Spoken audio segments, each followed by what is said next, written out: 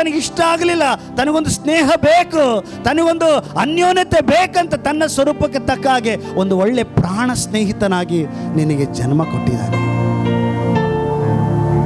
ಒಂದು ಕಾಲ ನಾವೆಲ್ಲೋ ಇದ್ವಿ, ಈ ಯೇಸುವನ್ನ ಕಂಡುಕೊಳ್ಳೋಕ್ಕಿಂತ ಮುಂಚೆ ನಾವು ಎಲ್ಲೆಲ್ಲೋ ಇದ್ವಿ. ಆ ದೇವ್ರಿಗೆ ಸಿಟ್ಟು ಮಾಡಿಕೊಂಡು, ಆ ದೇವ್ರಿಗೆ ಇಷ್ಟವಿಲ್ಲದ ಕಾರ್ಯಗಳನ್ನು ಮಾಡಿಕೊಂಡು ಆ ಸ್ವಾಮಿಗೆ ಎಷ್ಟೋ ನೋಯಿಸ್ಕೊಂಡಿದ್ದವ್ರು ನಾವು. ಹೌದಲ್ಲ? ಹೌದಲ್ಲ? ನಾನು ಯೇಸು ಸ್ವಾಮಿ ಹತ್ರ ಬಂದಾಗ ಫಸ್ಟ್ ಟೈಮ್ ನಾನು ಏನೇನು ಮಾಡ್ತಾ ಇದ್ದೀನೋ ಅಷ್ಟು ನನ್ನ ಮುಂದೆ LED ಸ್ಕ್ರೀನ್ ಥರ ತೋರಿಸಿದಾಗ ಹೃದಯ ಒಡೆದೋಯ್ತು. ಇಷ್ಟು ಪ್ರೀತಿಯಿಂದ ಸೃಷ್ಟಿ ಮಾಡಿದ ದೇವರದು ಹೃದಯ ಹಿಂಡ್ತಾ ಇದ್ದೀನಿ ನಾನು 20 ವರ್ಷ. ಆದಾಗಲೂ ಸ್ವಾಮಿ ಹೇಳಿದಿಷ್ಟೇ, ನೀನು ಹೃದಯದಲ್ಲಿ ನನಗೆ ಜಾಗ ಕೊಡ್ತೀಯ. 2 ಕೈ ಎತ್ತಿ ಬಾ ಸ್ವಾಮಿ ಅಂತ ಹೇಳಿದ್ದೆ ತಡ, ಆ ದೇವರ ಬೆಳಕಿನ ಮುಂದೆ ಬಿದ್ದುಬಿಟ್ಟೆ ನಾನು. ಅವತ್ತು ಆದಂಥ ಆನಂದ, ಯಾವಾಗ ನನ್ನೊಳಗೆ ಸ್ವಾಮಿ ಬಂದು ನನ್ನ ಹೃದಯದಲ್ಲಿ ಯಾವಾಗ ದೇವರು ಇಳಿದು ಬಂದು ಆದಂಥ ಪರಲೋಕದ ಆನಂದ ಇವತ್ತಿಗೂ ನನ್ನಲ್ಲಿ ಹುಕ್ತಾನೆ ಇದೆ. ಅದಕ್ಕೆ ಎಷ್ಟು ಹೊಡೆತ ತಿಂದರು, ಎಷ್ಟು ಜೈಲಲ್ಲಿ ಹೋಗಿ ಬಂದರು, ಈ ಊರು ಬಿಟ್ಕೊಂಡು ನಾನು ಹೋಗ್ತಾ ಇಲ್ಲ. ಈ ಸತ್ಯನ 4 ಜನಕ್ಕೆ ನಾನು ಹಂಚಬೇಕು.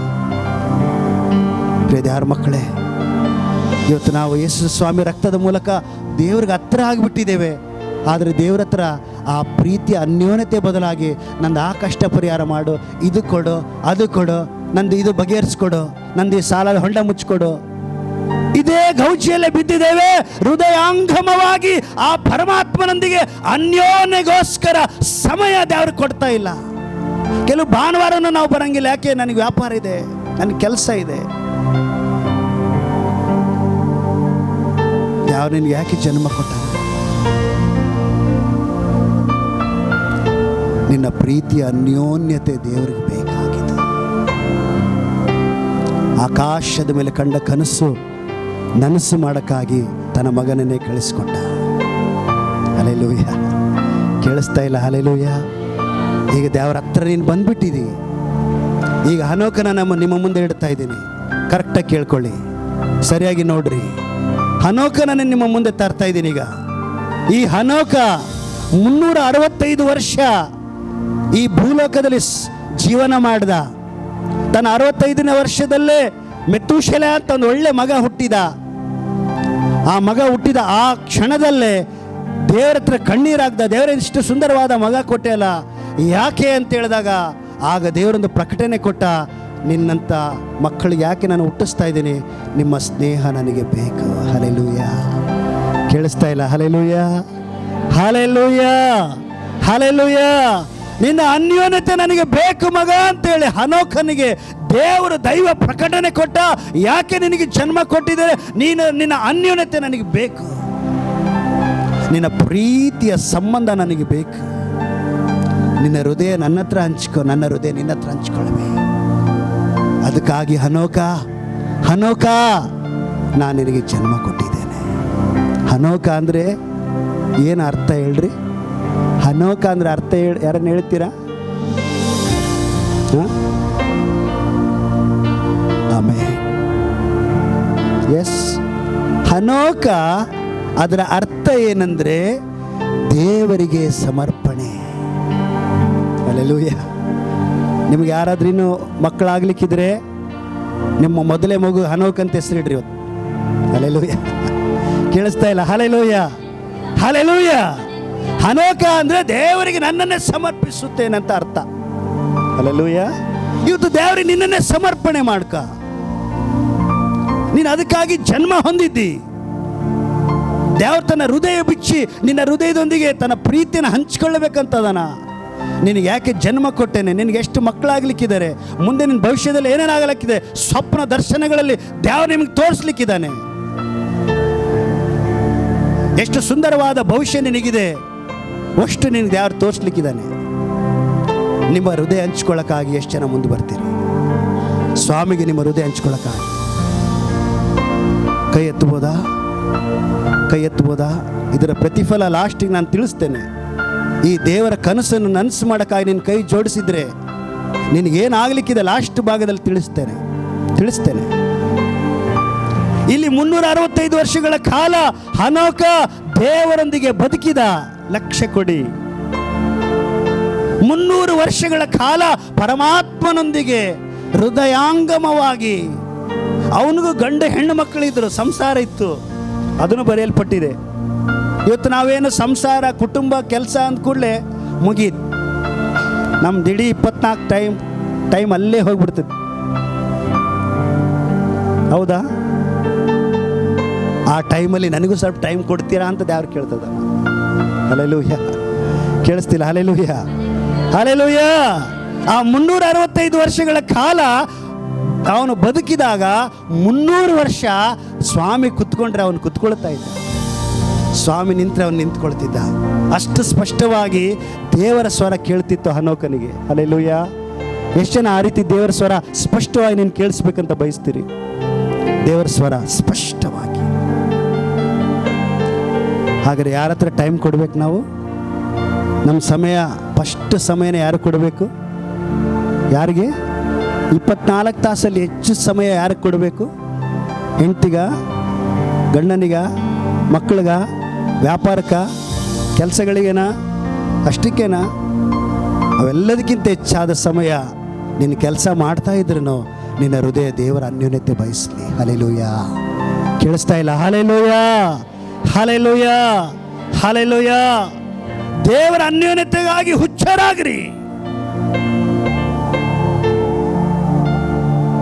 ಇಲ್ಲಿ ನಡೆದ ಘಟನೆ ನೋಡ್ರಿ. 300 ವರ್ಷ ಅವನು ನಡೀತಾ ಇದ್ರೆ ನಾನು ಹಿಂಗೆ ದೃಶ್ಯ ನೆನಪು ಮಾಡ್ಕೊಂತಿದ್ದೆ ಕಣ್ಣು ಮುಂದೆ.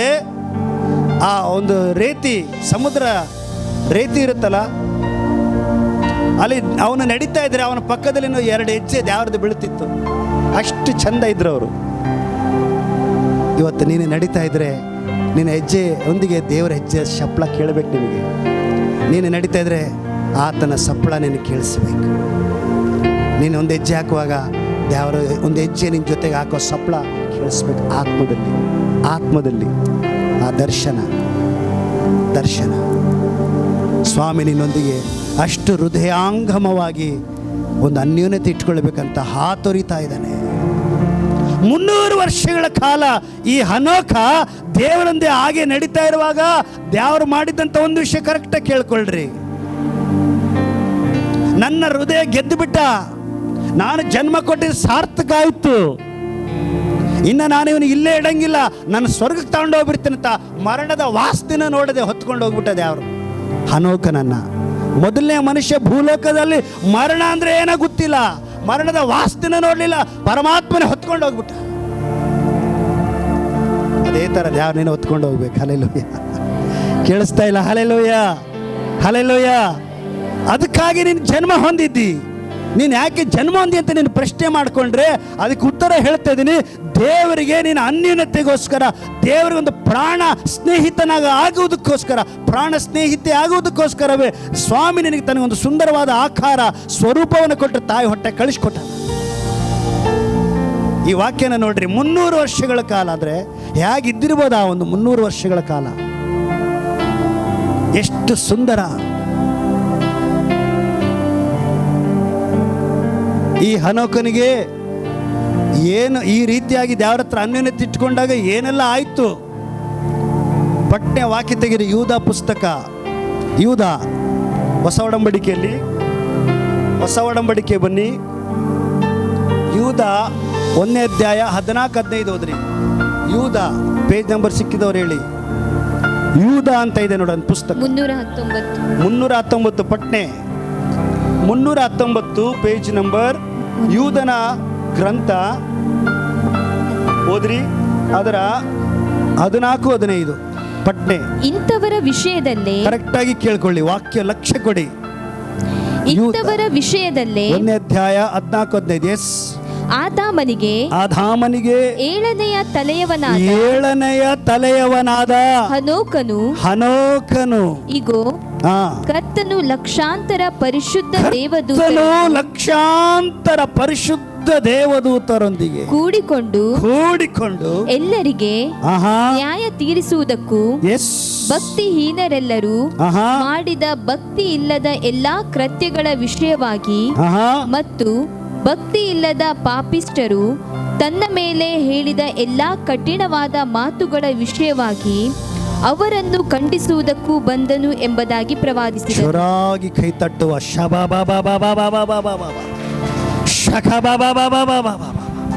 ಲಕ್ಷ್ಯ ಕೊಡಿ, ಎಲ್ಲರೂ ನನ್ನ ಕಡೆ ಲಕ್ಷ್ಯ ಕೊಡಿ.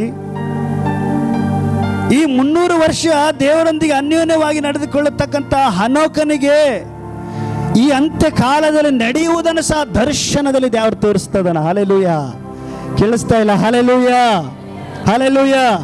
ಎಷ್ಟು ಜನ ದೇವರ ದರ್ಶನ ಆಗಬೇಕು? ದೇವರ ದರ್ಶನ ನಿಮ್ಮ ವಿಷಯದಲ್ಲಿಯೂ ದೇವರ ದರ್ಶನ, ನಿಮ್ಮ ಮಕ್ಕಳ ವಿಷಯದಲ್ಲಿ ದೇವರ ದರ್ಶನ, ನಿಮ್ಮ ಭವಿಷ್ಯ ಹೇಗಿರ್ತದ ದೇವರು ತೋರ್ಸಕ್ಕೆ ರೆಡಿ ಅದಾನ. ನೀನು ದೇವರಿಗೆ ಟೈಮ್ ಕೊಡಕ್ಕೆ ರೆಡಿ ಇದೆಯಾ? ನೋಡ್ರಿ, ಲಕ್ಷಾಂತರ ದೇವದೂತರೊಂದಿಗೆ ಪರಮ ಪೂಜ್ಯನಾದ ಯೇಸು ಕ್ರಿಸ್ತ ಆಕಾಶದಿಂದ ಇಳಿದು ಬರುವುದನ್ನ ಇಲ್ಲಿ ಕುಂತ್ಕೊಂಡು 6000 ವರ್ಷಗಳ ಹಿಂದೆನೆ ನೋಡ್ತಾ ಇದ್ದಾನ. 6000 ವರ್ಷಗಳ ಹಿಂದೆ ಹನೋಕ 6000 ವರ್ಷ ಆಗೋಯ್ತು. ಹತ್ತತ್ರ ಹನೋಕ ಹುಟ್ಟಿ 6000 ವರ್ಷಗಳ ಹಿಂದೆ ಈ ಅಂತ್ಯ ಕಾಲದಲ್ಲಿ ಯೇಸು ಸ್ವಾಮಿ ನಮ್ಮನ್ನು ಕರ್ಕೊಂಡೋಗಿ ಬರ್ತದನಲ್ಲ, ಸಭೆ ಆಗಿರುವ ನಮ್ಮನ್ನು ಕರ್ಕೊಂಡೋಗಿ ಬರೋದನ್ನ ಅವಾಗೇ ಕುಂತ್ಕೊಂಡು ನೋಡ್ತದನ. Hallelujah, hallelujah. ಹನೋಕನಿಗೆ ದೇವರ ದರ್ಶನ ಕೊಡ್ತಾ ಇದ್ದಾನ. ಇವತ್ತು ದೇವರ ದರ್ಶನ ನಮಗೆ ಬೇಕು.